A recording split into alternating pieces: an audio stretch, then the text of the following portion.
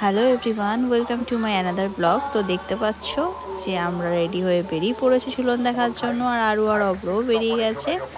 তো এখানে ঝুলনে যে ঘরে সব বাচ্চারা বসে সেগুলো কি কি দৃশ্য দেখানো হয় আজ তোমরা দেখানো হচ্ছে। দৃশ্যগুলো নেওয়া হয়েছে নরসিংহ অবতার থেকে। 1 নম্বর ঘরে দেখছেন অমরত্ব প্রাপ্তির জন্য রাজা হরিণ্যকশিপুর কঠোর তপস্যা। দৃশ্যায়নে দৈত্যরাজ হিরণ্যকশিপু। দৃশ্যটি দেখছেন 1 নম্বর ঘরে।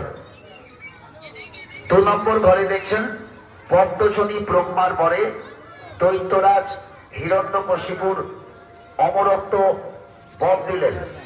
দিনে বা রাতে কোন দেবতাই গন্ধব্য নর এবং পশু কেউই মারতে পারবে না। দৃশ্যায়নে দৈত্যরাজ হিরণ্যকশিপু এবং পদ্মজনী ব্রহ্মা দেখছেন 2 নম্বর ঘরে। 3 নম্বর ঘরে দেখছেন মুনি ঋষিদের তপবনে দৈত্যরাজ হিরণ্যকশিপুর নির্মম অত্যাচার। দৃশ্যায়নে দৈত্যরাজ হিরণ্যকশিপু এবং তপবনের তপস্বীগণ। 4 নম্বর ঘরে দেখছেন হরিভক্ত প্রহ্লাদকে দৈত্যরাজ হিরণ্যকশিপুর আদেশে অগ্নিকুণ্ডে নিক্ষেপ। দৃশ্যায়নে ভগবান বিষ্ণু ভক্ত প্রহ্লাদ রাজনগণ। 5 নম্বর ঘরে দেখছেন শ্রী বিষ্ণুর নরসিংহ অবতার রূপে দৈত্যরাজ হিরণ্যকশিপু নিধন।